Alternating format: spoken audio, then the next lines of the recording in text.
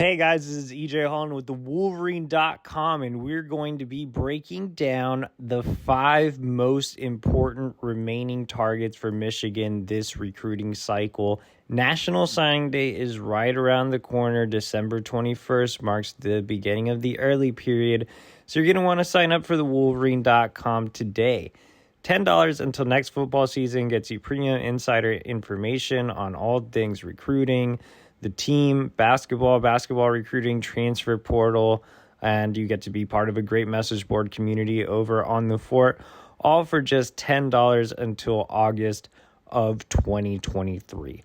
All right, guys, like I said, we're going to be breaking down the 5 most important remaining targets for Michigan this recruiting cycle. So right at the top of the list is 5-star athlete Nyckoles Harbor out of Washington, D.C., Archbishop Carroll Harbor, obviously a fan favorite, 5-star kid, ranked as the number 1 athlete in the entire country, an absolute monster off the edge that can also play tight end or wide receiver at the next level. Obviously, Harbor prefers to play offense and has stated as such over the last several months. He is also one of the best sprinters in the country, running a blazing 10.2 100 meter.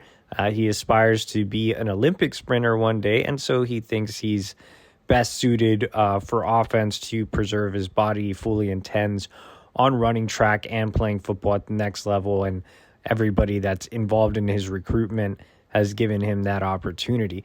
Now, Harbor is not signing during the early period, so do not expect a decision from him in a little more than a week. From the time I'm recording this video. He will take it into February. So still a long way to go in this recruitment. Now, he did make official visits to Michigan and South Carolina in the fall. He just made his first December official visit to Maryland over the weekend. He has LSU and Georgia coming up as well. And I think all 5 schools have a realistic shot with Harbor. I think there's reason for optimism around all of his finalists. But I do think Michigan's done a fantastic job with him. They really impressed him on the OV. He loves the academic side of things.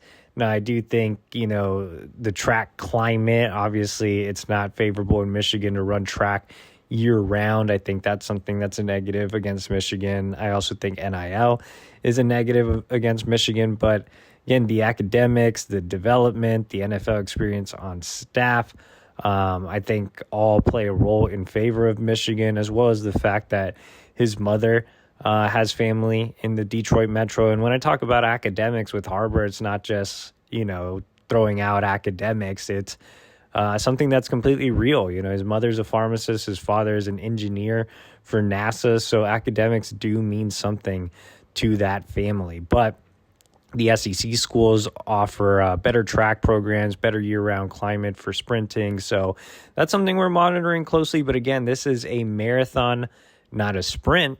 In the recruitment for Harbor, Michigan will work to get him back for an unofficial visit in January before he makes his decision in February. Moving on from one super athlete to another, Michigan is back in the mix with Malachi Coleman, top 100 prospect, another freak without a true position. Coleman, like Harbor, is taking his recruitment into the late period, coming off a decommitment from Nebraska. So Coleman, about 6'5", 195 pounds, runs a 10.46 100 meter, which again is blazing for his size. Now, again, Coleman is a bit of a tweener. He's a little skinny to be an edge. He might not be as quick and flexible enough to be a wide receiver. He could end up being a jumbo safety. And Jyaire Hill was actually the one that went out and made a visit with him this past week.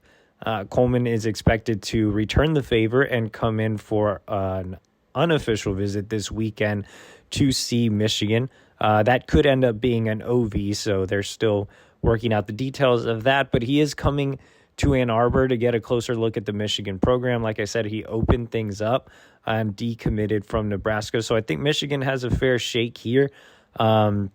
The longer this goes, if this goes, deep into the late period, then I think it's a little more favorable for Michigan. It'll give them time to really build up relationships. Now, Coleman is a prospect that Michigan recruited in the offseason. He expressed some interest, but things died down for several months. So I think Michigan will really have the opportunity to make an impact and kind of grow those connections. But you could also look at it as a negative. On the flip side of the coin, we're talking about a kid from Lincoln, Nebraska. There's a reason he committed to Nebraska in the first place, even with all the rumors swirling around Scott Frost. So head coach Matt Rule is making it a priority to keep him in the class. He's already made an in-home. They had him on campus for an official visit. So, if you're looking at it from the Nebraska side of you also think, hey, the longer this goes, the more he gets to know Coach Matt Rule. So there are positives and negatives on both sides, but I think that this one is a Michigan-Nebraska battle as things stand right now, but expect a lot of other schools to get involved for Coleman. He had a lot of big-time offers before he made his commitment to Nebraska, and several schools have stopped by to see him here during the contact period, so I think his options could expand greatly as well. Third prospect we're going to talk about is the top overall recruit on Michigan's wide receiver board, and that is four-star pass catcher Karmello English out of Phoenix City, Alabama. English has long been a priority for Michigan. He committed to Auburn in the offseason, but decommitted in the fall, made a trip to Ann Arbor for an unofficial visit for the game against Penn State. The Wolverines are looking to get him back on campus this weekend, as English hopes to have a decision during the early period. This one looks more like a Michigan-Kentucky battle. He's visited Kentucky on a couple of different occasions. He really likes that program, as well as the opportunity to play in the SEC. But Michigan, obviously a superior football program. I think a source I spoke to this week put it best. It's going to be a photo finish with English, but he is a really dynamic wideout that can play in the slot or on the outside. Really interested to see if he does make it to campus this weekend. Would be a great land for Ron Bellamy and company. The next prospect we are going to talk about is Jyaire Hill. Kankakee, Illinois, on 300 defensive back. One of my favorite prospects this cycle, has been a Michigan-Illinois battle for quite some time. Jim Harbaugh made his in-home visit with Hill on Monday. I think momentum is with Michigan, though Illinois has done everything the right way in this recruitment and has been a pain for Michigan throughout the cycle. The recruitment has, seesawed back and forth between Michigan and Illinois. I do think Michigan's done enough. It's a close race to call, and Hill is expecting to make his decision in the days leading up to signing day. Right now, I have a prediction in for Michigan, but again, it's a very close battle. Michigan needs to land him, man. Jyaire would be the highest ranked recruit in the class. He's ranked as the number 112 overall prospect nationally. Super athletic corner, 6'2.5", 175 pounds, room to add some really good weight.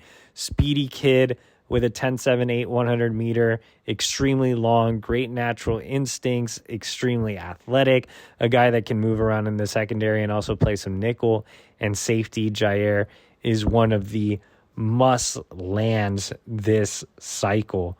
All right, guys, we're going to go with our fifth and final guy here, and that is going to be Jamel Howard. Jamel Howard, a 300-pounder, more of a nose, currently ranked as a 3-star, also a former Wisconsin commit.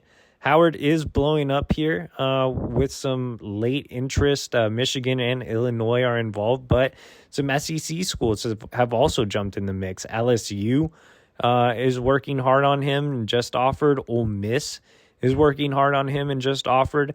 So I think something that was a negative here for Michigan was Howard was looking to make a decision quickly. He made a visit to Ann Arbor for the game against Illinois. Really enjoyed his trip. But Michigan didn't close. And now with the new offers and the new interest, it looks like Howard might take it into the late period. Now, Jim Harbaugh is set to make an in-home this week, working to confirm an exact day, but he is expected there this week. We'll see if Harbaugh can change his mind and potentially lock up Howard before the late period, but as of right now, he is leaning towards taking things into the late period. Now, don't get me wrong, Michigan's still in a really good spot there, but more and more schools are starting to show interest in Howard. It's not hard to see why. Again, he's a 300-pounder, a true late riser that had a strong senior year at a great program like Chicago Marist. So he's another extremely important target here as we head in towards the early signing period. All right, guys, that's going to be it. Like I said, subscribe to the Wolverine.com. Get more intel on all of these guys and more for just $10 until next football season. That's $10 until August of 2023.